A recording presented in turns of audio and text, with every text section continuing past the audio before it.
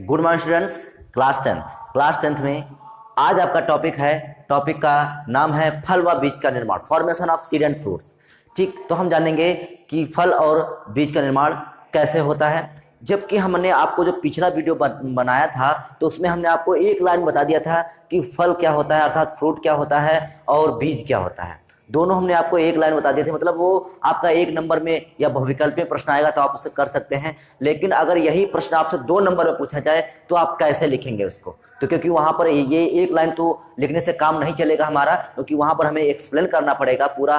तो इसीलिए हमने आपको ये अलग से फल और बीज का निर्माण जो होता है वो अलग से टॉपिक पूरा बता देंगे।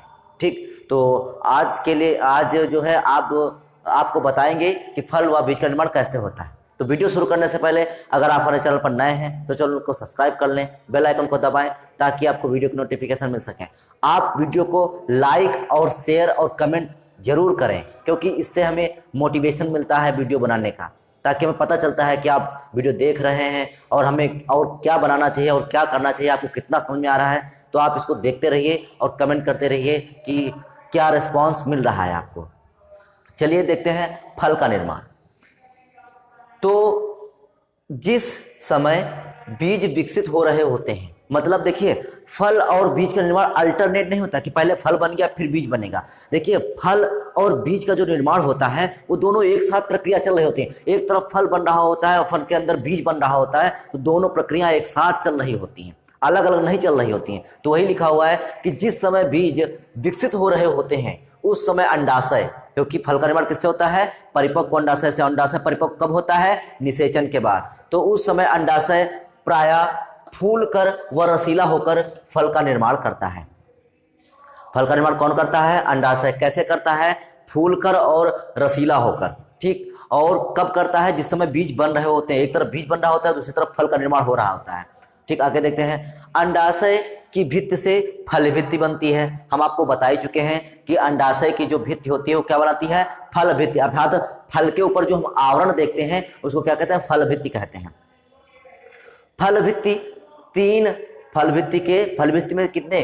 3 स्तर होते हैं। मोस्ट इंपॉर्टेंट, आपसे पूछा जा सकता है कि फल भित्ति में कितने स्तर होते हैं? तो फल भित्ति में 3 स्तर होते हैं। सबसे बाहर देखिए, अब जैसे जो बाहर की ओर स्तर होगा उसे क्या कहेंगे? बाह्य स्तर।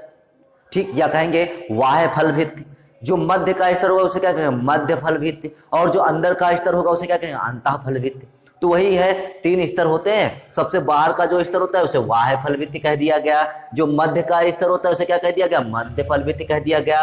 और जो भीतर का स्तर होता है उसे क्या कह दिया गया?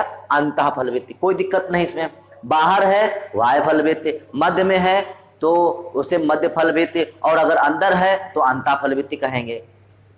अब इसका उदाहरण लेकर समझ लेते हैं। जैसे आम में बाह्य फल भित्ति, जैसे आम है, ये देखिए आम का जो फल होता है तो आम के ऊपर सबसे ऊपर क्या होता है? सबसे ऊपर तो छिलका होता है ना। तो जो छिलका होता है, तो छिलका जो होता है वो क्या कहलाएगा? आपका बाह्य फल भित्ति कहलाएगा। और जो इसमें जो गूदा होता है तो वो क्या कहलाएगा? मध्य फल भित्ति कहलाएगा, जो गूदा होगा। और इसके अंदर जो गुठली होती है वो कैसी होती है? कठोर होती है, तो इसे क्या कहेंगे? अंतः फल भित्ति कहेंगे। ये कैसा होता है? कठोर होता है। तो देखिए एक फल में हमारे बाह्य फल भित्ति, मध्य फल भित्ति और अंतः फल भित्ति। जैसे अगर आपसे पूछा जाए कि आम में खाने वाला भाग कौन सा होता है, तो मध्य फल भित्ति, तो कि हम गूदे को ही तो खाते हैं, छिलका और जो है आपका गुठली तो उसको तो खाते नहीं है। तो ये हमारे कौन से भित्ति हो गए? बाह्य फल भित्ति, मध्य फल भित्ति और अंतः फल भित्ति। वही लिखा हुआ है कि आम में बाह्य फल भित्ति छिलका और मध्य फल भित्ति गूदेदार होती है तथा अंतः फल भित्ति सख्त होती है। फल बीजों का आवरण बनाते हैं, मतलब हमको पता है कि बीज कहाँ होते हैं? फल के अंदर होते हैं कि फल के ऊपर लगे होते हैं? जो बीज होते हैं वो फल के अंदर होते हैं ना। तो जो फल होता है वो बीजों को बंद कवर किए रहता है, इसीलिए तो इसको आवृत बीजी पौधे कहते हैं। आवृत बीज माने क्या होता है? कि जो बीज होते हैं वो फल के अंदर बंद हो या किसी आवरण के अंदर बंद होते हैं, तो उसको बोलते हैं आवृत बीजी पौधे। तो वही लिखा हुआ है, फल बीजों का आवरण का काम करते हैं। तो ये हो गया हमारा फल। तो इसमें हमने क्या जाना कि जो फल होता है वो फल का निर्माण परिपक्व अंडाशय से होता है। अंडाशय परिपक्व कब होता है? निषेचन से होता है। फल की 3 भित्तियां होती हैं, बाह्य फल भित्ति, मध्य फल भित्ति और अंतः फल भित्ति। ठीक, तो ये हमारा हो गया फल का निर्माण। अब आते हैं बीज पर। ठीक, बीज या सीड का फॉर्मेशन कैसे होता है? निषेचन के बाद, देखिए निषेचन हो गया। देखिए ये दोनों टॉपिक आपको और अच्छे से समझ में आएंगे जब आप पूरी तरीके से निषेचन समझ जाएंगे। निषेचन का हर जो फर्टिलाइजेशन आपको बताया, डबल फर्टिलाइजेशन, दोहरा निषेचन बताया है, वो आपके दिमाग में पूरी तरीके से फिट होना चाहिए। जब वो फिट होगा तो ये आपको याद ही नहीं करना पड़ेगा, क्योंकि सारी प्रक्रिया आपको पहले से पता होगी क्या होता है उसमें। तो निषेचन के बाद बीजांड में जायगोट से भ्रूण और भ्रूणपोष केंद्र से भ्रूणपोष ऊतक का निर्माण होता है। जैसा कि हम जान चुके हैं, निषेचन में, डबल फर्टिलाइजेशन में, दोहरा निषेचन में क्या होता है कि जो बीजांड होता है, बीजांड के अंदर, जैसे बीजांड क्या, जैसे ये बीजांड होता है तो उसमें ऊपर 3 प्रतिमुख कोशिकाएं थी, बीच में एक बड़ी मादा युग्मक और साथ में 2 सहायक कोशिकाएं, बीच में एक द्वितीयक केंद्रक। तो देखिए जो मादा युग्मक थी उसके साथ नर युग्मक क्रिया करके क्या बनाता था, जायगोट बना लेता था। ठीक, और जायगोट आगे क्या बनाएगा, जायगोट से क्या बनता है, भ्रूण बनता है। और जो हमारा द्वितीयक केंद्रक था वो नर युग्मक से क्रिया करके क्या बनाता था, भ्रूणपोष केंद्रक बनाता था। और जो कैसा होता था, त्रिगुणित होता था। इसको बोलते थे त्रिसंलयन। क्या बोलते थे, त्रिसंलयन बोलते हैं। तो देखिए, तो नर युग्मक और द्वितीयक केंद्रक आपस में क्रिया करके क्या बनाएंगे, भ्रूणपोष केंद्रक बनाएंगे, जो आगे विकसित होकर क्या बना देगा, भ्रूणपोष ऊतक का निर्माण करता है। तो इसको आपको देखकर समझ में आ गया होगा कि पिछले वीडियो में क्या हमने निषेचन में पढ़ा था।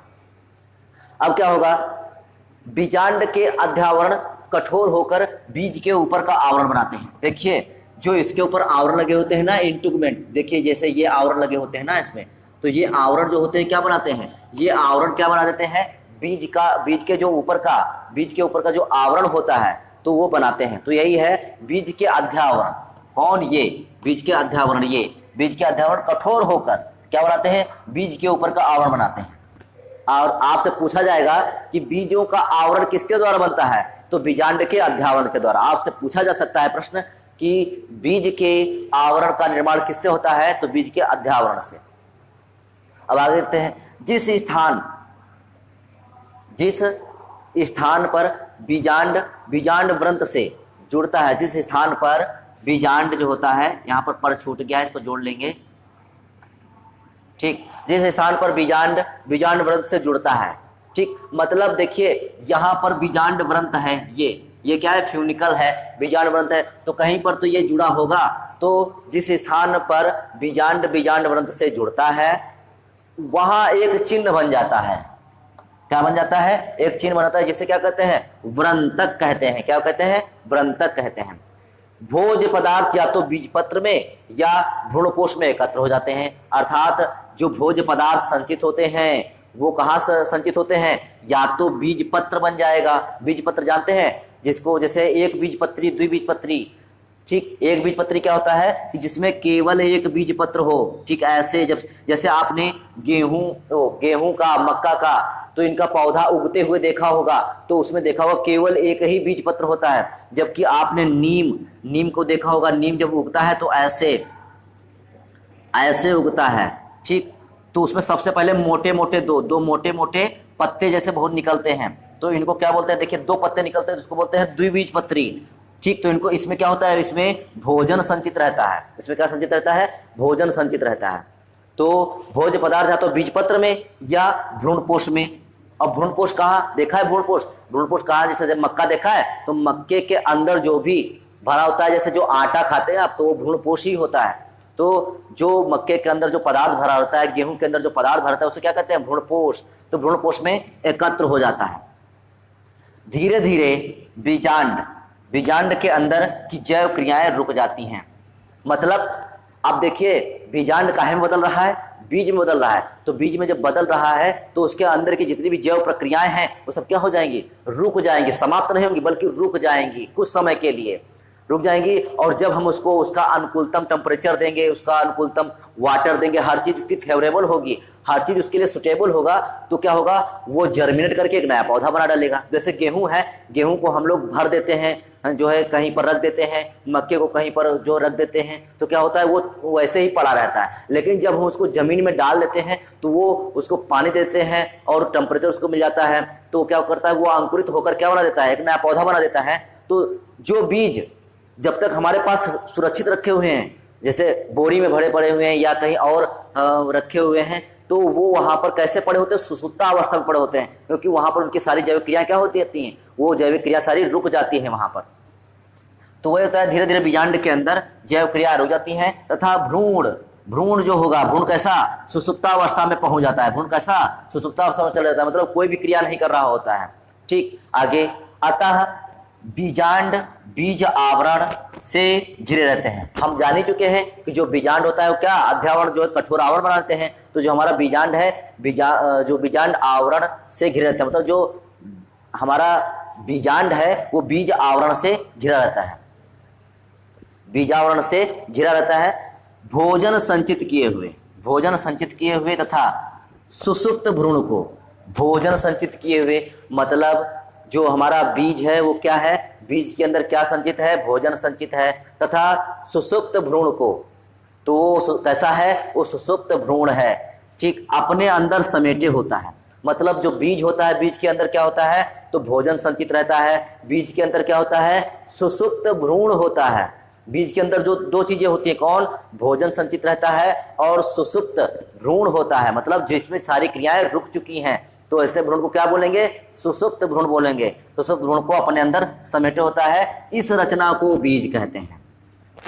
मतलब ऐसी रचना जिसके अंदर भोजन संचित हो और भ्रूण जो हो सुसुप्तावस्था में हो, ऐसी रचना को क्या कहेंगे, बीज कहते हैं। और भ्रूण ही भावी पौधा का जो है निर्माण करता है, या भ्रूण ही भावी पौधा होता है, क्योंकि जो भ्रूण होगा वो आगे जब अंकुरित होगा, अंकुरित होकर एक नए पौधे का निर्माण करेगा। तो इस प्रकार से हमारे बीज का निर्माण हो जाता है। ठीक, इस प्रकार क्या हो जाता है, बीज का निर्माण हो जाता है।